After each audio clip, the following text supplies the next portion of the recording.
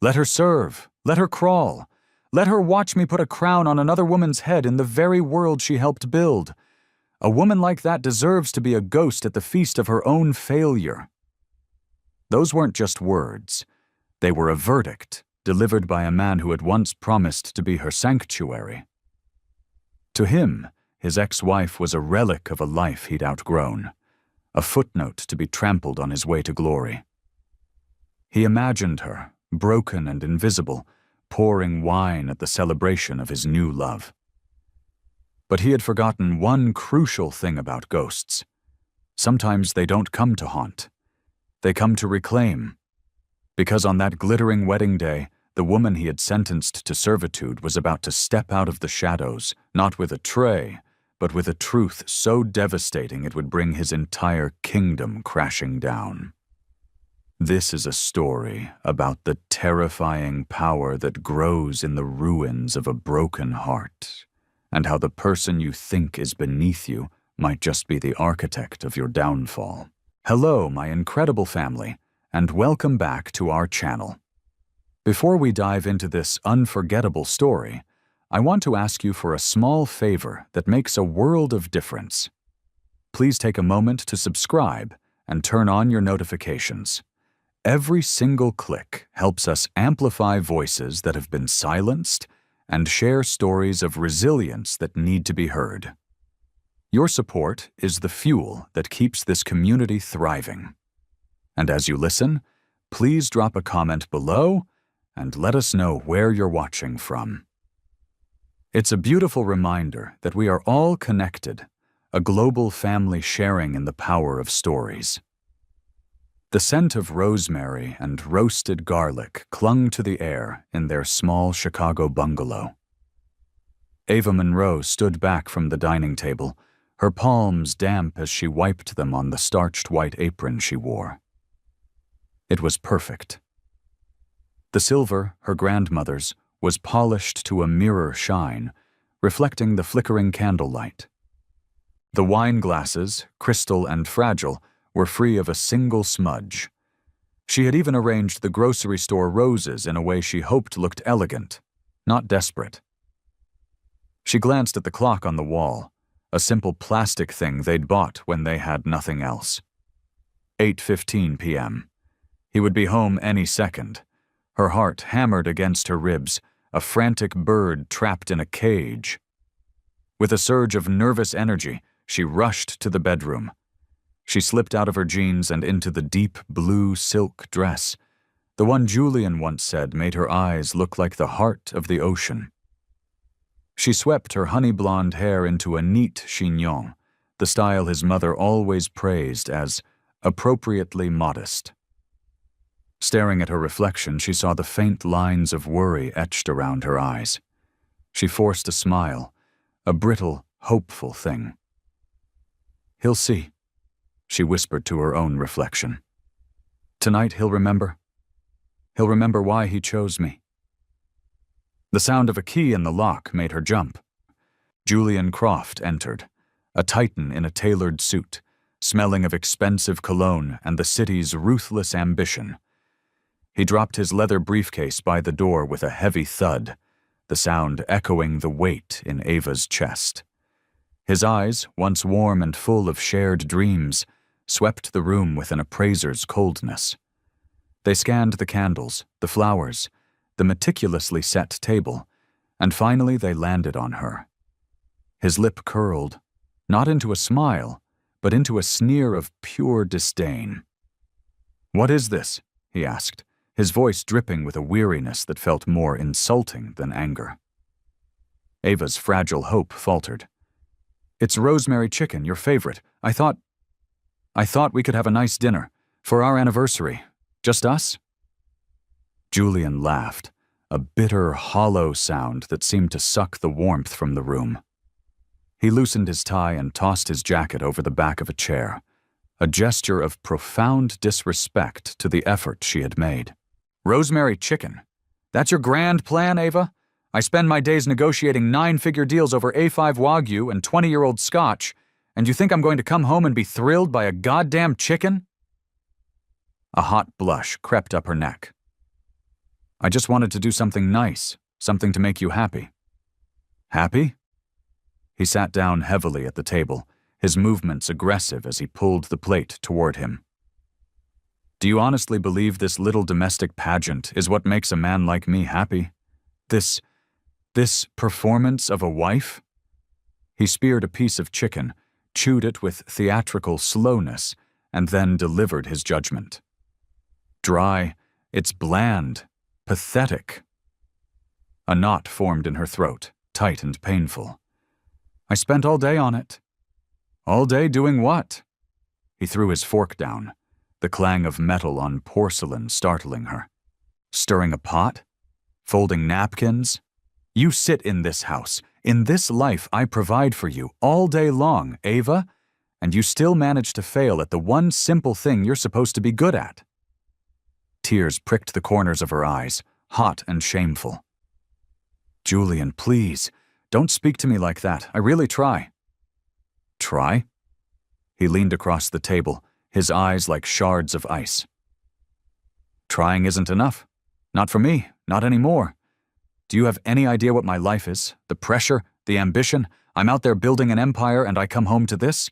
To a woman with no drive, no spark, no value beyond these four walls. Her chest ached with a deep, familiar pain. I gave up my career for you, she whispered, the words feeling thin and useless even as she said them. I stayed home because you said you needed a stable foundation. You said you needed me. He sneered, a cruel twist of his handsome features. You gave up your career because you were a junior analyst in a dead-end firm, and you couldn't handle the pressure. Don't rewrite history to make yourself a martyr. You were a glorified assistant. You quit because you were weak, and I let you because it was convenient at the time. Don't you dare pretend it was some grand sacrifice for my sake. Her lips trembled. Julian, I sold my father's vintage car so you could make your first payroll. Do you remember that? It was the only thing he left me. I sold it because you needed the cash to keep Croft Innovations alive. When you couldn't afford a bookkeeper, I was the one up until 3 a.m. balancing your accounts. When you were terrified of calling those first venture capitalists, I coached you. I wrote your scripts. I even made some of the calls pretending to be your assistant. He slammed his hand on the table, making the candles jump and the wine slosh in the glasses. Stop it! He roared, his voice bouncing off the walls of their small home. Stop trying to claim pieces of my success. I built this company with my own 2 hands, with my own mind. You were just there, a shadow in the background, a necessary but forgettable part of the logistics. Don't you ever try to take credit for what I achieved. The tears finally spilled, tracing hot paths down her cheeks. I never wanted credit. I just wanted to be your partner. You were never my partner, he spat, the words like venom.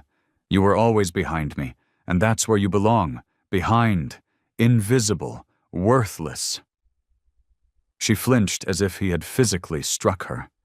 The silence that followed was heavy and suffocating, broken only by the ticking of the cheap plastic clock on the wall, marking the seconds of her world falling apart.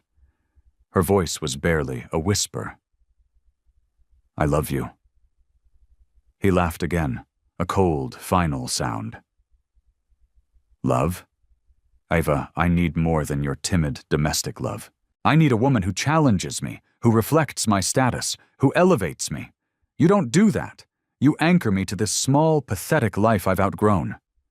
Her voice broke completely. I gave you everything I had. He pushed his chair back, standing to his full, imposing height, towering over her as she sat hunched in her pretty blue dress. And it was never enough, he said, his voice flat and devoid of any emotion. It never was, and it never will be. Ava stood at the sink long after he had gone to their bedroom and closed the door, rinsing plates that were already spotless. The silence of the house was a physical presence, pressing in on her. She turned on the radio, desperate for a sound to fill the void, but the cheerful pop song felt like a mockery, so she turned it off again. She gripped the edge of the counter, her knuckles white. Breathe. Just breathe. The sharp ring of the doorbell sliced through the quiet. Wiping her hands on her apron, she opened the door to find Isabella Vance, holding a pristine white box from the city's most expensive bakery and wearing a smile that was just as costly. Her dress, a slash of crimson silk, clung to her body like a second skin. Her lipstick was a perfect predatory match.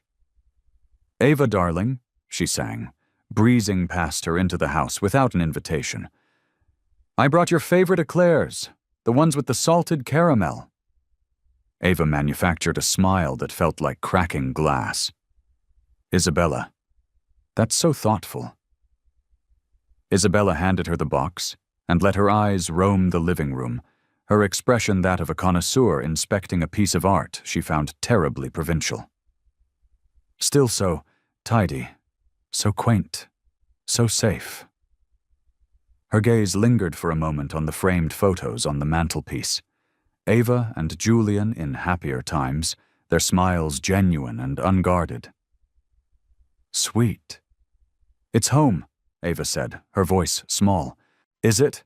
Isabella asked, tilting her head, her dark hair swinging like a silken curtain. She leaned against the kitchen counter, crossing her long legs. "I just wanted to pop by. Julian mentioned you've been a bit fragile lately." The knot in Ava's throat tightened. "He said that?" "He worries," Isabella said, her eyes softening with a look of practiced, insincere concern. "He's carrying the world on his shoulders, you know. It's not easy being a visionary." "I know," Ava said. "I try to make things easier for him." Ava finally looked up, meeting her friend's gaze directly. "Why are you really here, Isabella?" "To help," Isabella said, her voice becoming bright and brittle. "Woman to woman, as your friend."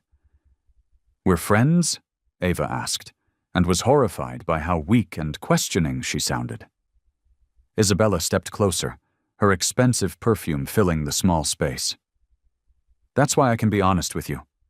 Brutally honest." She gestured toward Ava's simple sweater and skirt. "Darling, you're still dressing like a librarian at a bake sale. Your hair is pinned back like a schoolgirl. There's no edge, no power, no statement. What message do you think that sends a man like Julian? It screams, 'I will make myself small. I will not be a problem.'" Ava swallowed the lump in her throat. "He used to say he liked me simple." "He liked you manageable," Isabella corrected, her voice smooth as silk. "But he respects power. He craves what shines." "I shine for him," Ava said quietly, a desperate defense. Isabella let out a small, pitying laugh. "Sweetheart, you glow like a child's nightlight. He needs a supernova." Ava took a shaky breath. "If you came here just to insult my clothes and my home—" "I came here to prepare you," Isabella said, her voice losing its false warmth, cooling into something sharp and efficient. "Things are about to move very quickly. There will be lawyers, papers, announcements. Julian wants it all to be clean." "Wants what to be clean?" "The separation," Isabella said, as if stating the most obvious fact in the world. "The divorce."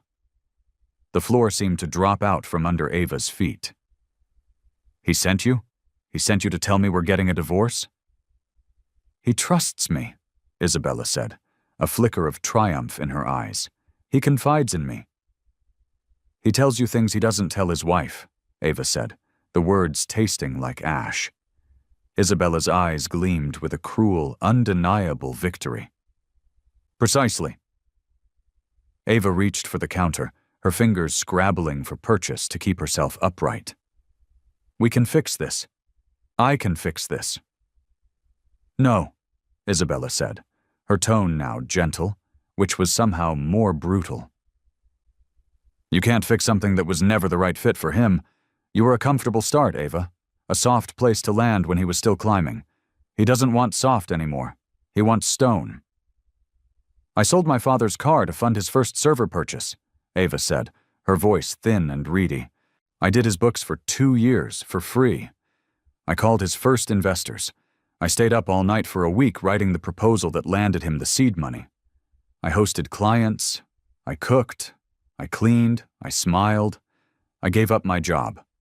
I let my friends go because he said they were small time. I was what he needed. Isabella's mouth curved into a little smile of pity. Oh, that's adorable, that you think any of that still matters. She picked up one of the eclairs from the box, examined its perfect glaze, and then put it back down, untouched. Do you know what he told me the night he closed the big telecom deal? He said, Isabella, talking to you feels like pure oxygen. When I go home, I feel like I'm suffocating. Ava's knees gave out. She reached for a chair but missed, stumbling against the wall. Isabella watched her, making no move to help. He said that? Ava whispered, the words catching in her throat. Mm-hmm, Isabella hummed. Men are remarkably honest when they feel truly seen. And I see him, Ava, all of him. Ava's eyes filled with tears she refused to let fall. We used to laugh together for hours. You used to, Isabella corrected. But then he evolved, and you stayed the same. I tried to evolve with him. No, you tried to keep him tethered to the past. Ava flinched. I wanted him to be safe. Isabella's voice softened to a conspiratorial whisper, making her next words cut even deeper. You wanted him small enough to fit in the palm of your hand. You were afraid of his greatness. That's not fair, Ava choked out, her voice wobbling. I wanted him to be happy. And he is, Isabella said, her smile returning, bright and sharp. With me. They stood in silence for a moment, the kitchen clock ticking loudly in the suddenly cavernous room. Outside, a siren wailed in the distance. Why? Ava asked, the question raw and torn from her soul. You could have any man in this city. Why mine? Isabella's eyes flashed with a sudden, startling intensity. Because you had him, and you didn't deserve him. Because I watched you stand next to him in rooms full of powerful people and make yourself invisible. Because you let him speak for both of you, and you never learned to command your own voice. Because your quiet, mousy deference drove me insane. She took a step closer, her voice dropping to a venomous hiss. Because I hated the way he used to look at you, with that soft, protective light in his eyes. I wanted that look. And now I have it. Ava blinked rapidly, the unshed tears burning. You were my friend. I was a front-row witness, Isabella corrected, to your slow, predictable obsolescence. Ava pressed her lips together so hard they hurt. He will regret this. Perhaps, Isabella said with an indifferent shrug, but not today and not tomorrow. She reached into her impossibly chic handbag and pulled out a thick, plain manila envelope. She placed it on the counter with a soft thud. He asked me to give you this. It's the preliminary draft from his lawyer. It's very generous. Sign where it's marked, and this can all be over quickly. Ava stared at the envelope as if it were a venomous snake. He couldn't even give it to me himself. He's a busy man, Isabella said dismissively. And honestly, Ava, you cry. He finds it terribly draining. I'm not crying now, Ava said, her voice raspy, though her vision was blurred. Isabella smiled. Good girl. She turned to leave, then paused at the door. Oh, and one more thing. A bit of advice. Don't show up at his company events. Don't text him during business hours. Don't speak to his parents unless he initiates it. Don't use the joint credit card.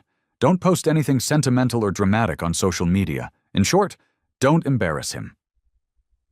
Embarrass him? Ava repeated, the words raw and incredulous. He is leaving me for my best friend. Correction, Isabella said, her voice as smooth and polished as a river stone. He is leaving his past for his future. Ava's voice dropped to a whisper, a question she was terrified to ask. How long? Isabella's eyes gleamed with the pleasure of a final, crushing blow. Long enough. She turned and walked out, the door clicking shut behind her, sealing Ava in the suffocating silence. Ava stood frozen, her hand hovering over the envelope. The fancy eclairs sat on the counter, a grotesque monument to the lie of their friendship. With numb fingers, she tore open the envelope. Cold, legal jargon leaped out at her.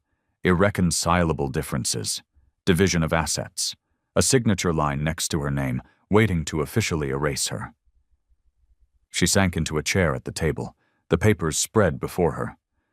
Her gaze drifted to the wedding photo on a nearby shelf. The young man in the photo had Julian's face, but different eyes. Eyes full of promise and a love that felt as vast as the ocean. The young woman beside him was smiling, a girl who believed love would be enough to conquer anything. Ava pressed her palm flat against the cool wood of the table, the same table where she had planned their first budget, where she'd balanced his first ledgers, where she'd served him countless meals meant to soothe and support him. She thought of the car, the echo of her father's laughter as he'd handed her the keys. She thought of a gold locket she'd pawned one desperate month to cover a supplier's invoice, telling Julian she'd lost it. She thought of all the nights she'd been his cheerleader, his strategist, his rock, while he was still just a man with a dream. She thought of her mother's warning, gentle but firm. "He takes, Ava. Be sure you have something left for yourself when he's done." Her phone buzzed on the counter. A text from an unknown number. "You deserve to know what your husband is celebrating tonight." A photo appeared. Julian and Isabella in a plush, private booth at the city's most exclusive restaurant. Her face was illuminated by candlelight. His hand rested possessively on her thigh. 2 glasses of celebratory red wine, and next to her plate, a small velvet ring box. Ava slowly turned the phone face down. She sat there, listening to the sound of her own breathing in the ruins of her life. She sat for a long, long time until the room was dark and the house felt like it belonged to a stranger. Finally, she stood up. She took the untouched box of eclairs and threw them in the trash. She wiped down the counter again. Then she went to her closet, took off the pretty blue dress, and put on a pair of simple black trousers and a plain sweater. The invitation to the Croft family's annual foundation dinner, happening that Friday, was still stuck to the refrigerator. She pulled it off and smoothed the expensive cardstock with her thumb. She would go, she would be poised, she would be dignified. She would not cry. She would stand there and absorb whatever new hell they had planned for her. And when it was over somehow, she would still be standing. The Croft family estate in Lake Forest was a fortress of old money and new arrogance. White limestone walls, perfectly manicured hedges, and windows so clean they seemed to disappear. Ava walked up the sweeping stone steps, holding a small, gift-wrapped box. It contained handmade bourbon truffles, a favorite of Julian's mother.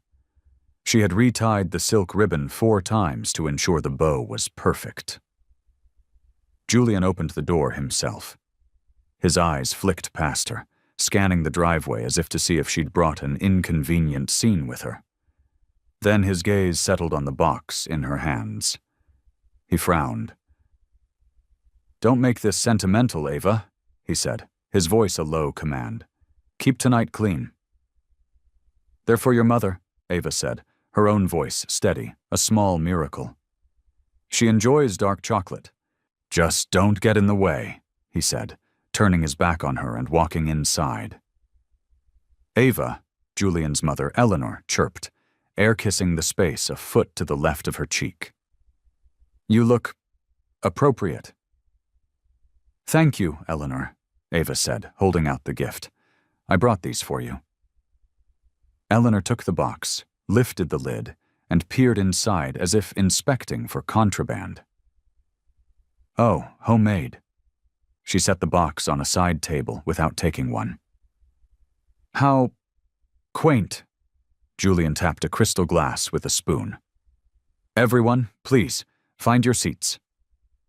Ava looked for a place setting with her name, hoping for a spot near the middle, a neutral territory. She found it at the far end of the long mahogany table, next to an empty chair and a drafty window. A single folded place card read, Ava.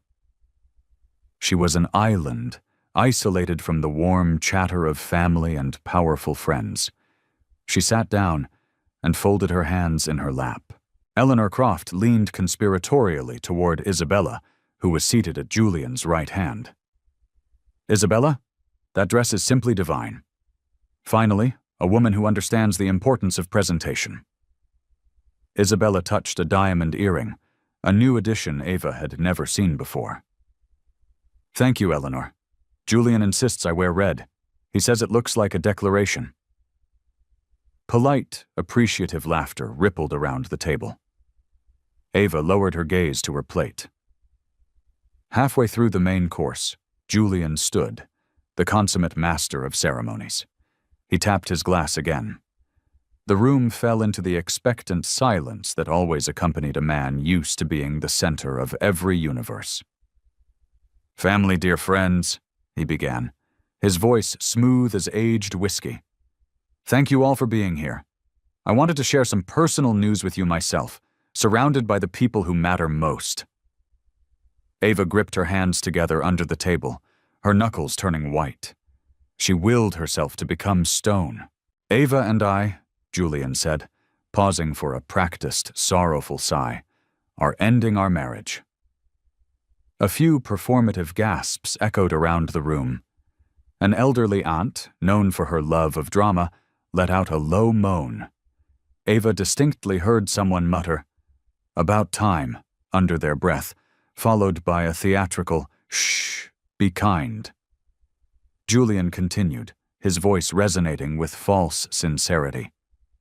It has become clear for some time now that we simply want different things from life. I am building a future that moves at the speed of light. I need a partner who can match that velocity. Ava is a wonderful woman. She is stable, gentle. She possesses many domestic gifts. He paused, allowing a few chuckles to ripple through the audience. But she is not the partner I need for the life I am destined to live. Heat crawled up Ava's neck, a burning tide of humiliation. She stared at the intricate pattern on her porcelain plate, focusing on a tiny flaw in the glaze. Breathe in. Breathe out. Julian then turned, his entire posture softening as he looked at Isabella. He lifted his glass. And in the spirit of moving forward with clarity and honesty, I also want you to officially meet the woman who is my future. All eyes swiveled to Isabella, who gave a small, demure wave that was completely at odds with the predatory gleam in her eyes. Some women, Julian said, his voice thick with meaning, don't just stand beside a man. They lift him higher. That is who Isabella is to me. Isabella stood briefly, placing a delicate hand on his arm. We didn't intend to announce this so soon, she said, her voice a perfect blend of modesty and triumph. But honesty is always the best path forward. We are together. A boisterous uncle whistled. A cousin began to applaud. And Eleanor Croft, Julian's mother, said, "At last," with a sigh of relief so profound and bright it stung Ava like a slap. Before she even knew she was going to speak, Ava heard her own voice slice through the celebratory din. "Julian?" He looked down the long table at her, his smile tightening at the edges. "Ava, not now." "I want to say something," she said, pushing her chair back and standing, because her body understood that if she remained seated, she would suffocate. "Please." The room fell silent. Forks paused halfway to mouths. Isabella slowly sat back down, her eyes glittering with malicious curiosity. Ava's hands were shaking, but her voice, when it came, was surprisingly clear. It was soft, but it did not tremble. "I want to say that I loved you," she said, her eyes locked on Julian's. "I still do. And I gave you every single thing I had to give. I sold my father's car when the bank denied your first loan application. I pawned my grandmother's locket to pay a supplier who threatened to shut you down. I stayed up night after night, teaching myself accounting from a library book so we could present professional financials to lenders. I called investors when you were so paralyzed by the fear of rejection that you couldn't pick up the phone. I cooked dinners for potential clients in our tiny apartment. I ironed your shirts at 2 a.m. before big meetings. I was the one who told you that you were brave when you were convinced you were a failure." Her throat threatened to close. She swallowed hard and pushed on. "I let my oldest friendships wither because you said they didn't fit the image we needed to project. I defended you to my own family who saw this coming. I told them you were a good man. I made myself quiet so that your voice could be the only one that mattered." A thick, uncomfortable silence blanketed the room. Then a sharp, ugly sound. A cousin trying to disguise a laugh as a cough. "Is this a performance review?" Eleanor dabbed the corner of her eye with a napkin, feigning emotion. "Oh, Ava, dear, that's all very touching. But this is a private dinner, not a public hearing." Julian's father, a man who measured life in stock prices, cleared his throat. "The past is the past," he said with an air of finality. "Successful men look forward." "I was there when he had nothing," Ava tried again, her voice pleading now. "And now he has everything," his father replied coolly, "including the right partner." Julian raised his glass again, his smile firmly back in place, a mask of invulnerable success. "To clarity," he toasted, looking down the table as if she were a stranger. "To growth, and to a future built for those who aren't afraid to win." Glasses were raised. Crystal chimed. Ava felt a wave of nausea so strong she had to place her hand flat on the tablecloth to steady herself. Isabella leaned forward, her voice a poisonous whisper designed to carry. "Don't make this any uglier than it has to be, Ava. Sign the papers. Don't ask for too much. Try to maintain some shred of your dignity, and for God's sake, stop showing up. It looks desperate." Something inside Ava, a small ember-like thing that had refused to be extinguished, pushed back. "I'm not desperate," she said. Isabella's smile was almost kind, which made it infinitely more cruel. "Of course you are, darling. But it's not entirely your fault." Outside, the cool night air was a shock to her burning cheeks. Ava stood on the stone steps, staring down at her sensible shoes. She could hear the murmur of renewed laughter from behind the heavy wooden doors. Her phone buzzed in her purse, another text from the unknown number. "You should know where your husband is taking your replacement after this." A new photo, a lavish hotel suite, a bottle of Dom Perignon chilling in an ice bucket. A pair of Isabella's red stilettos kicked off carelessly near the bed. Julian's suit jacket discarded on a chair. Her hands shook so badly she almost dropped the phone. She sank onto the bottom step, her legs no longer capable of holding her. She pressed her palms together and bowed her head, not in prayer, but in a desperate attempt to hold the shattered pieces of herself together. A car horn blared down the long, dark street. A dog barked, then fell silent. The night felt immense and indifferent. She stood up and walked down the driveway to the street. She didn't look back. The taxi ride home was a blur of city lights sliding past the window like a silent film. She watched her own reflection. A pale, haunted face with hair pinned too tightly, wearing clothes that felt like a costume for a part she had just been fired from.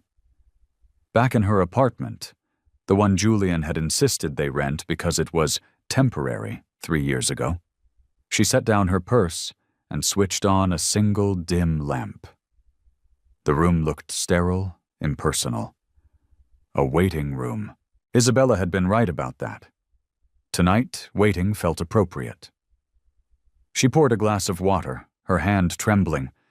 She drank half of it, then set it down. She picked up a pen and an old, half-empty notebook. In neat, precise lines, she began to write. He ended our marriage in front of his family. They applauded. They called me quaint. They called me a ghost of the past. She paused, her hand shaking. She put the pen down, took a deep breath, and picked it up again. I sold my father's car. I pawned my grandmother's locket. I cooked. I cleaned. I balanced the books. I wrote the proposals. I made the calls. I smiled until my face ached. I gave up my own voice so his could be louder. I gave him every soft, steady, and solid piece of myself. She took another breath, the air humming with the click and groan of the old radiator. They said it was all worth nothing. But it wasn't. It meant I know how to give. It meant I know how to build. It meant I know how to stand.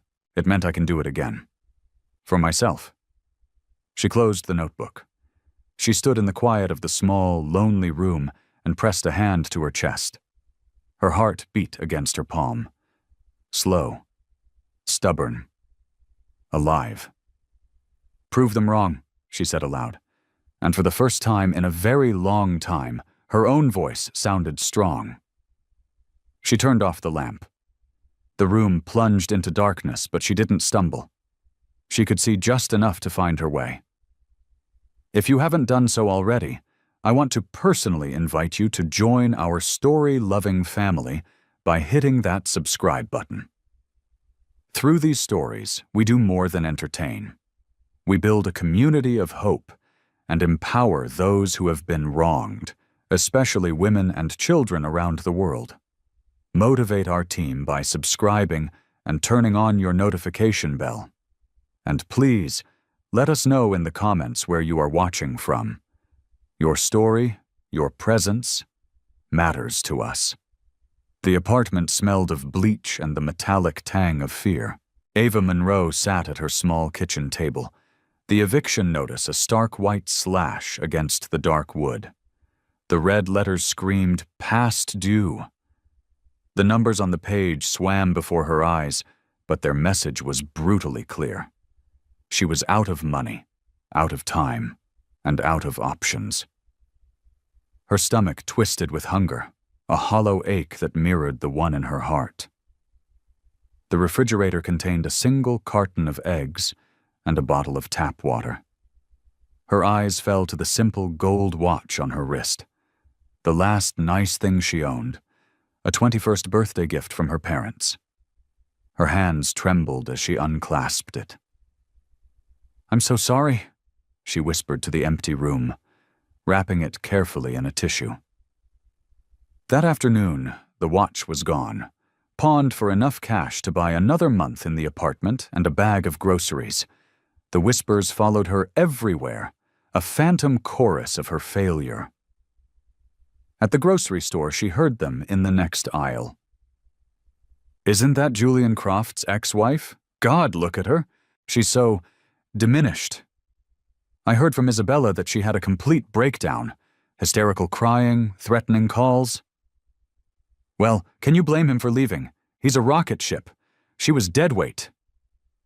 Her cheeks burned with a constant, low-grade fever of shame. She gripped the handle of her shopping cart, her knuckles white, and pretended she was deaf. It was worse when she ran into people she knew. At a coffee shop one afternoon, she saw Isabella holding court on the patio, surrounded by a circle of women who used to be Ava's friends. Isabella leaned in, her voice a sweet, poisonous nectar designed to carry. Poor Ava. She just couldn't keep up. Julian needed a true partner, someone who could operate at his level. He tried to bring her along, but you can't polish a stone. The women around her tittered and nodded, and each polite laugh felt like a shard of glass embedding itself in Ava's skin. Julian, when asked, played the part of the magnanimous wounded ex-husband. "She was a good woman," he'd say with a sad shake of his head. "But she grew bitter. She couldn't handle the pressures of my world. She tried to hold me back." Soon, Ava wasn't a person anymore. She was a cautionary tale they told at cocktail parties, a story rewritten by the victors, until she was an unrecognizable villain. She tried to fight back the only way she knew how, with quiet dignity and hard work. She applied for dozens of jobs: office manager, executive assistant, paralegal. At first, the interviews went well. Hiring managers were impressed by her poise and intelligence. "This was great, we'll be in touch," they'd promise with warm smiles. But hours later, the inevitable apologetic call would come. "I'm so sorry. We've decided to pursue other candidates." Finally, a kind-faced woman from an HR department took pity on her. "Listen," she whispered into the phone, "this is off the record. But Julian Croft has put the word out. He's told every major firm in the city that you're unstable, that you're a liability. I'm sorry, Ms. Monroe. No one is willing to risk crossing him." Ava hung up the phone, a cold, terrifying numbness spreading through her. He wasn't just content with divorcing her. He was salting the earth of her entire existence. He wanted her not just gone, but completely and utterly erased. Rent was due again. The money from the watch was gone. Desperation led her to jobs she never imagined. She became a waitress at a bustling downtown diner, clearing plates and refilling coffee cups, her face a mask of polite neutrality. Customers would stare. "Wait, isn't that?" they'd whisper. She would just smile, offer more cream, and walk away, her insides churning. One afternoon, 2 women from her old charity league walked in. They were draped in cashmere and dripping with condescending pity. They stared at her uniform, at her hands clearing away someone else's half-eaten sandwich, and whispered just loudly enough for her to hear. "My God, she must be absolutely destitute." Ava kept her head down, her cheeks flaming hot, and continued to wipe the table. At night, she would sit at her kitchen table under the flickering fluorescent light and write in her notebook. Not about her pain anymore, but about plans, budgets written in cents, not dollars, lists of potential contacts, business ideas scribbled in the margins. Sometimes the exhaustion and despair would overwhelm her, and she would weep into her folded arms. But she never let the ink smudge. She would always wipe her eyes, take a deep breath, and pick up the pen again. It was in the diner, on a miserable, rainy Tuesday, that she heard a voice from her past. "Ava?" She turned from the coffee machine, a pot in each hand. It was Mr. Sterling, her boss from her first job, the one Julian had called a dead-end firm. His hair was silver now, but his eyes were as sharp and intelligent as she remembered. "Mr. Sterling," she said, her voice soft, instinctively tugging at her stained apron. He looked at her, at the uniform, at the exhaustion etched onto her face. He frowned, a deep line of concern creasing his forehead. "What are you doing here, Ava?" Her throat tightened. "Working," she managed to whisper. "This isn't where you belong," he said, his voice firm but not unkind. "What happened to you?" "Life," she whispered back. He studied her for a long, silent moment, then gave a decisive nod. "My office, tomorrow, 10 a.m. His office was small and cluttered with books on law and finance. He poured her a cup of strong black coffee and sat across from her, his gaze direct. "You gave too much of yourself away," he said bluntly, "to a man who was a black hole. But I remember your work. You were meticulous, disciplined. You saw details no one else did. You have a spine, Ava. It's time to use it." Her eyes burned with unshed tears. "I don't even know where to begin." "You begin with one step," he said, "then another, Study, learn, rebuild yourself in the quiet.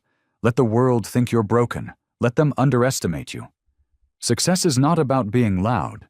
It's about becoming so powerful they can't ignore you, even when you're silent. She swallowed hard. Do you really think I can? I know you can, he said, his voice ringing with a conviction she hadn't heard in years. If you're willing to work until you bleed for it. So, she bled. By day, she worked the diner, cleaned offices at night, took any odd job that paid cash. She came home with her body aching and her spirit frayed. But instead of collapsing into bed, she opened textbooks. She relearned contract law. She studied logistics, event management, and corporate accounting.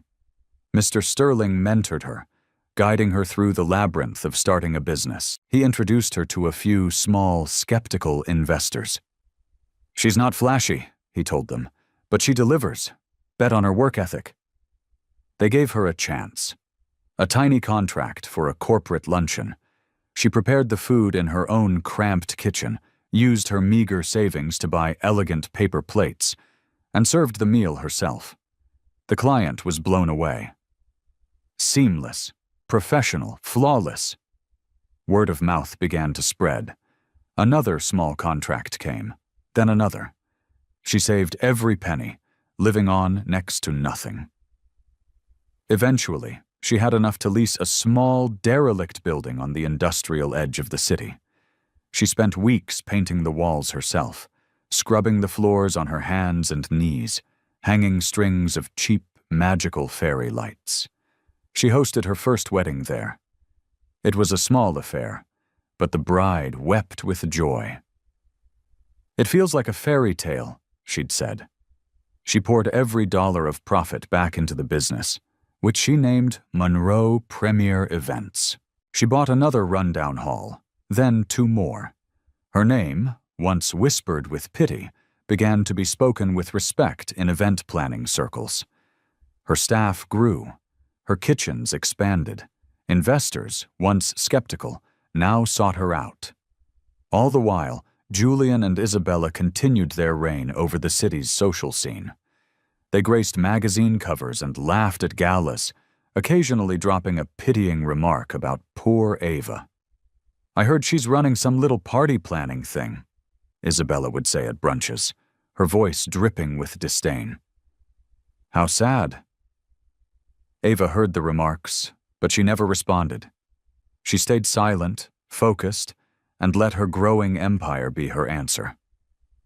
One crisp autumn morning, her head of operations, Maya, burst into her office, her face alight with excitement. She held up a contract folder. You are not going to believe this. We just booked the wedding of the year. It's massive, high profile, huge budget. She paused for dramatic effect. The groom is Julian Croft. Ava froze, the pen in her hand hovering over a spreadsheet. She looked up slowly. Julian Croft, she repeated, her voice perfectly calm. Yes, and the bride is Isabella Vance. They want our top-tier catering package, full event design, the works. And they booked the Empyrean Ballroom. Her ballroom, her crown jewel, the magnificent, historic venue she had poured her heart and soul into restoring. The very venue Julian had once laughed she couldn't even afford to enter as a guest. Ava leaned back in her leather chair, a slow, dangerous calm settling over her. Her face was a placid mask, but inside, her heart was beating a war drum. She took the contract and flipped through the pages, her eyes scanning the exorbitant figures. At the end were the signatures, Julian's, an arrogant, bold slash of ink, and Isabella's, an elegant, looping flourish. A small, sharp smile touched Ava's lips. Confirm it, she said. Maya left, beaming. Ava stood and walked to the tall window of her office, looking down at the sprawling city below. The same city that had scorned her, whispered about her, and discarded her. Now its most powerful citizens rented her spaces, ate her food, and paid handsomely for her expertise. And Julian Croft had absolutely no idea. On his wedding day, the woman he had called worthless, invisible, and dead weight would own the very ground beneath his feet. And when the time came, she would not be silent. The marble floors of the Empyrean ballroom shone with a light that seemed to emanate from the stone itself. Towering chandeliers, dripping with thousands of crystals, cast a golden glow over everything. Cascades of white orchids and roses tumbled from colossal urns. An army of servers, dressed in crisp black and white uniforms, moved with the silent, synchronized grace of a ballet. It was Ava Monroe's masterpiece, her hall, her staff, her design, her empire. But Julian Croft, swaggering in for the wedding rehearsal with Isabella draped on his arm like a trophy, was blissfully unaware. He saw only perfection, a setting worthy of him. And then he saw her. Ava was standing near the main staircase, clipboard in hand, her hair pulled back in a severe, tight bun. She wore the same simple black and white uniform as her staff. To Julian, she was just part of the scenery, another faceless server. He stopped, a slow, malicious grin spreading across his face. He had orchestrated this. A friend on the ballroom's board had told him his ex-wife's company was managing events there. The opportunity had been too perfect to resist. "Well, well," he said, his voice loud enough to carry across the vast, empty space. "Look what we have here, if it isn't my favorite charity case." Isabella turned, following his gaze. When her eyes landed on Ava, her perfectly painted lips widened into a smile of pure, venomous delight. "Oh, Julian, darling," she cooed. "You failed to mention we'd have such familiar help." Julian took a step toward Ava, closing the distance. His voice dropped, but it was a stage whisper, meant to be overheard by the florists and musicians who were setting up. "On my wedding day, she will serve me. She will wear the uniform, carry the trays, and bow before my guests. That is the only respect a woman like her deserves." The words hung in the air, sharp and glittering as shattered glass. A florist froze, her hand hovering over a rose. A cellist pretended to tune an already perfectly tuned string. Ava did not flinch. She did not cry. She did not even blink. She simply lowered her clipboard slightly and met his gaze, her own eyes as calm and deep as a frozen lake. "Understood, sir," she said, her voice even and professional. "I will be exactly where you need me to be." Julian smirked, disappointed by her lack of reaction. He had wanted tears. He had wanted a scene. "See that you are," he snapped. "And try not to drop anything. It would be a shame to ruin my perfect day." "Be extra careful with the champagne, Ava," Isabella added, her voice like the tinkle of ice in a glass. "Red wine is so difficult to get out of couture." They swept away, their laughter echoing off the marble. Maya, Ava's second-in-command, materialized at her side. "Boss," she whispered, her eyes fixed straight ahead. "Are you sure you want to go through with this?" Ava's expression remained unchanged. "We stick to the plan, Maya. Every detail perfect. No mistakes." "And the other plan?" Maya asked softly. Ava tapped her pen once against the clipboard, a single sharp click. "Only when the moment is right." The guests arrived the next afternoon, a river of silk, diamonds, and self-importance. The ballroom blazed with light, a symphony of opulence and taste. Ava moved among them, a tray of champagne flutes balanced perfectly on her hand, her head slightly bowed. She was the picture of humble servitude, and the whispers followed her like a trail of smoke. "Is that really her? Serving drinks?" After everything he gave her, how utterly humiliating. "It's fitting, don't you think?" A woman in emerald green murmured to her companion. I heard she begged for the job. Julian took pity on her. I almost feel sorry for her, the other whispered back. Almost? Ava poured champagne, her face serene. Inside, her heart was not breaking. It was beating a slow, steady, powerful rhythm, each pulse a drumbeat, counting down. Isabella made her grand entrance looking like a malevolent snow queen, her dress a shimmering column of white beads. She spotted Ava across the room and glided toward her, a calculated move to draw the eyes of the crowd. "My train," she said imperiously, stopping in front of Ava.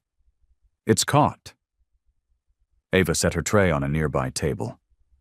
Without a word, she knelt on the marble floor and adjusted the cascade of silk and lace, her movements efficient and impersonal.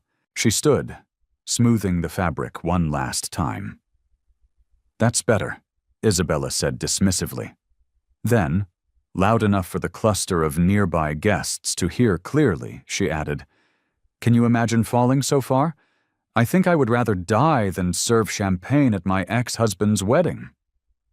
A ripple of cruel laughter went through the group. Ava simply picked up her tray and walked away. The evening progressed like a flawless theatrical production. Courses were served, wine was poured, and a string quartet played Vivaldi. Julian was in his element, holding court, accepting congratulations, and boasting about his latest acquisition. At one point, he gestured toward Ava as she moved silently past his table. "We believe in second chances," he said to his circle of sycophants, his eyes glittering with malice. "And besides, some people are just happiest when they're in a position to serve." His friends laughed, sipping the champagne Ava had just poured. She kept walking. She did not look back. Finally, it was time for the toasts. The master of ceremonies, a man Ava had personally hired, took the stage. "Ladies and gentlemen," his cheerful voice boomed, "if you could all raise your glasses for our beautiful bride and groom." Julian snatched the microphone before the MC could hand it off. He grinned out at the adoring crowd. "I'll start," he announced. "I always do." The guests laughed obediently. "Tonight is about destiny," he began, "and destiny is about knowing your place. Some people are built for the main stage. Some are built to applaud from the audience." He turned his head and fixed his gaze deliberately on Ava, who was standing by the champagne station, ready for the refill. "And some," he finished, his voice laced with triumph, "are built to serve." The laughter this time was a little thinner, a little more uncomfortable. A few guests glanced down at their plates. Isabella took the microphone next, her voice dripping with saccharine sweetness. "I just want to say how grateful I am," she purred, "for every woman who came before me and showed me exactly what not to be. I am so grateful for all the wrong doors that had to close so that I could walk through the right one." A smattering of applause. Glasses clinked. Ava's hand tightened on the neck of a champagne bottle. The silence in her own head was absolute. Then the MC stepped forward again, smiling broadly. "And now, a quick word from the woman who has made this entire magical evening possible. She is usually behind the scenes, but tonight her work speaks for itself. Please welcome the owner of Monroe Premier Events, Ms. Ava Monroe." The name dropped into the room like a stone into a silent pool. Guests turned to each other, whispering in confusion. Julian's smile froze on his face. Isabella's hand, holding her champagne flute, began to tremble. Ava set down her tray. She calmly walked toward the stage, her simple uniform seeming to transform under the bright lights. She looked every bit the servant until she reached the podium. Then, with a slow, deliberate movement, she unfastened her apron. Her voice, when she spoke into the microphone, was not loud, but it was clear, calm, and resonant, and it filled every corner of the vast, silent room. "Good evening," she said. "My name is Ava Monroe." A ripple of confusion went through the crowd. This was not on the program. But Ava's eyes swept the room, calm and commanding. "Before my team pours the final champagne toast," she said, "there's something you all should know about the house you're in tonight." At the back of the room, Maya straightened her shoulders. Near the exit, the head of security folded his arms and gave a single, sharp nod. And in the AV booth, high above the ballroom, a young man named Jonah put his finger on a button. Ava folded her apron neatly and placed it on the podium like a gavel. She looked directly at Julian and Isabella, who were staring at her, their faces a mixture of fury and disbelief. Then she said the words that would change everything. "This ballroom belongs to me." The room erupted in a collective gasp. Glasses paused mid-air. Julian's jaw went slack, his face draining of all color. Isabella looked as if she'd been struck by lightning.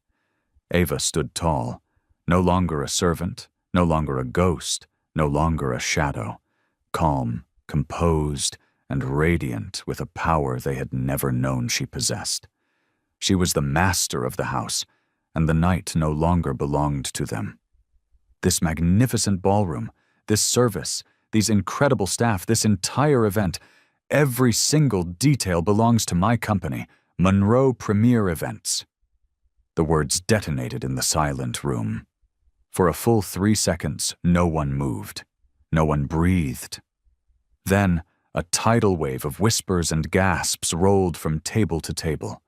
Guests leaned forward in their chairs, their eyes wide with disbelief. Julian finally found his voice. It was a strangled, brittle laugh. "That's cute," he said, waving a dismissive hand at the stage. "The help has a sense of humor." Isabella gripped his arm, her knuckles white. "Julian, what is she doing?" she hissed, her voice tight with panic. "Make her stop!" But Ava wasn't looking at them anymore. She was looking at the crowd. Many of you here tonight know me only as Julian Croft's former wife. Some of you probably only remember me as the quiet one in the background. But while you were watching me disappear from rooms just like this one, I was busy building a new one. She paused, letting the words sink in. For the past 3 years, I have worked. I have studied. I have invested. And I have quietly acquired some of this city's most sought-after event venues. A low murmur spread through the room. "This ballroom," Ava said, lifting a hand to gesture at the gilded ceiling, "is mine. These servers are my employees. Every flower, every candle, every single glass of champagne you have enjoyed tonight was provided by my company and paid for by Mr. Croft." Isabella let out a sharp, hysterical laugh. "She's lying. This is some kind of pathetic, delusional fantasy." Ava's calm gaze shifted to the AV booth. "Jonah, if you would." The massive projection screen behind the band, which had been displaying a tasteful monogram of the bride and groom, flickered to life. On it appeared a high-resolution image of the deed to the Empyrean Ballroom, and at the bottom, under buyer, was the name, Monroe Premier Events, LLC, signed, dated, stamped. Gasps rippled through the hall. People stood up to get a better look. Then came another deed, for another famous venue. Then another. Places where Julian and Isabella had been photographed at galas, flaunting their love story, all owned by Ava. Julian's face was a mask of disbelief. "Those are fake," he shouted, his voice cracking. "You forged them!" From a discreet balcony overlooking the ballroom, a distinguished, silver-haired man stood. "I can assure you they are quite legitimate," Mr. Sterling said, his voice carrying clearly through the silent room. "I represent the investment group that backed Ms. Monroe. Every document you are seeing is authentic." The whispers grew louder, more frantic. Julian's father shifted in his seat, looking ill. His mother's lips were pressed into a thin, bloodless line. Business partners began exchanging nervous glances. Ava remained serene. The screen shifted again. An image of an email appeared. The sender, Isabella Vance. The recipient, the ballroom's booking manager. The text read, "Please confirm our date." Julian is insistent on the grand staircase for photos.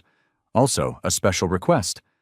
Please ensure the servers assigned to the head table are particularly plain and humble. The contrast will be divine.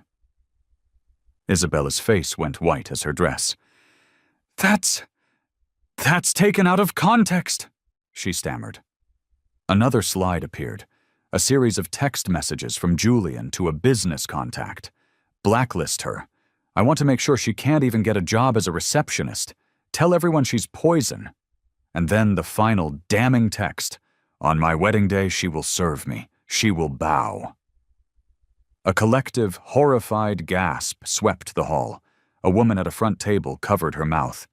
Someone muttered, "Oh my God." Julian lunged toward the stage, his face purple with rage. "How did you get those?" he demanded. "You hacked me. This is illegal." Ava's voice remained cool and steady. "It's called legal discovery, Julian. Everything was obtained through proper channels and has been shared with my legal team and with my investors." Jonah pressed the button again. A new slide. A credit card statement from the Croft Family Foundation. A 5-figure charge from a high-end jeweler. An email from Julian to his accountant. Reclassify this as donor engagement. Quorum. If anyone asks, say it was a gift for a major contributor. Use Ava's name. People will believe that. At a front table, a prominent board member of the foundation stood up abruptly, his face a thundercloud.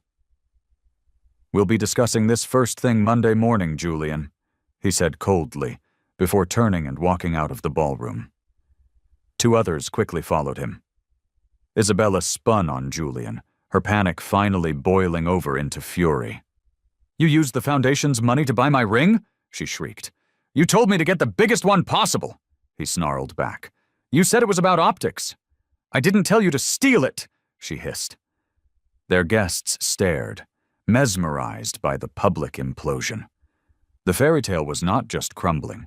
It was being bulldozed in real time. Another message flashed on the screen, this one from Isabella to Julian. "She'll sign the divorce papers for nothing if we starve her of air. You've already told everyone she's poison. She'll break." A low groan went through the crowd.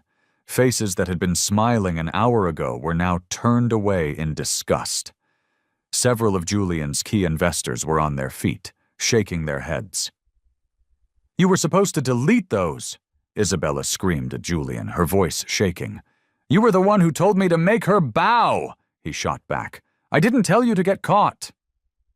The room dissolved into open, hostile chatter. Another investor, a man whose backing was crucial to Julian's new venture, stood up. "Consider our partnership suspended, Julian, indefinitely." Julian's face was beet red. He looked around wildly, a cornered animal. "This is all lies. You're all fools if you believe her." He jabbed a trembling finger at Ava. "You're nothing. You hear me? You're a bitter, pathetic ex-wife playing dress-up in a borrowed uniform." Ava tilted her head slightly. "It's not borrowed," she said, her voice clear as a bell. "It's paid for, just like everything else in this hall." Applause broke out. It started small, from the servers and bartenders lined up against the wall. Then a few guests joined in. Then a few more. Isabella's mask of composure finally shattered completely. "You think this makes you a queen?" she shrieked at Ava, her voice shrill and ugly. "Everyone here will still remember you kneeling at my feet, fixing my dress, bowing with a tray in your hand." Ava's gaze softened, but not with pity, with power. "There is no shame in service," she said, her words landing with quiet, devastating force. "It requires grace and skill. The only shame is in using another person's heart and calling it love." The words hung in the air. In the corner, a dishwasher, an immigrant working 2 jobs, wiped his eyes. A waitress straightened her shoulders with a newfound pride. The guests looked down, uncomfortable, knowing she had spoken a profound truth. "I'll sue you," Julian bellowed from the floor. "For defamation, for slander, for everything." Mr. Sterling's voice echoed calmly from the balcony. "With what resources, Julian? It appears you've just lost your most important investors." The silence that followed was absolute and annihilating. Isabella tore off her veil, the delicate fabric ripping in her hands. "You humiliated me," she screamed at Julian, for everyone to see. "You told me to," he roared back. They were no longer a bride and groom. They were 2 shipwrecked conspirators, clawing at each other on a sinking raft.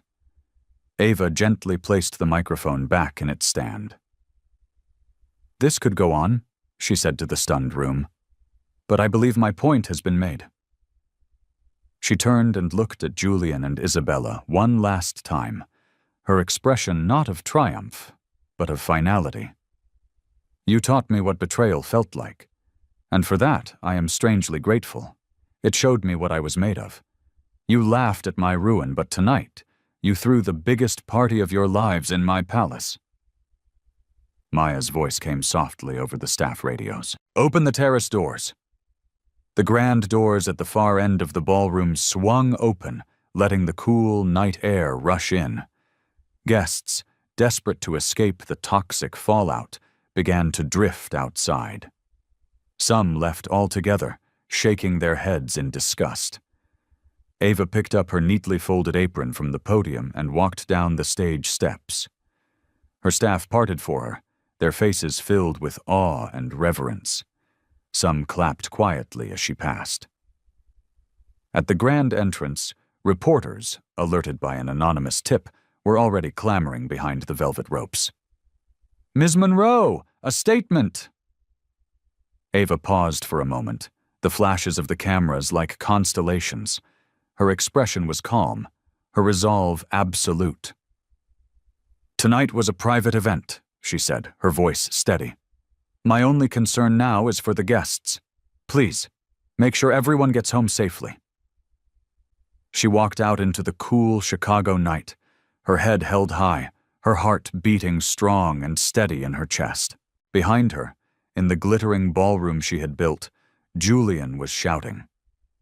Isabella was weeping. Investors were storming out.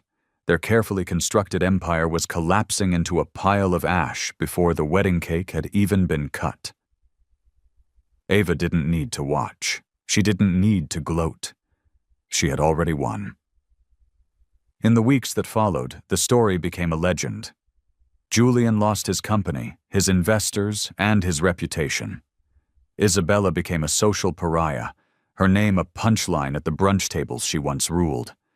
Their marriage, intended as a spectacle of power, lasted less than a month. Ava, meanwhile, just kept working. She signed paychecks. She acquired another venue.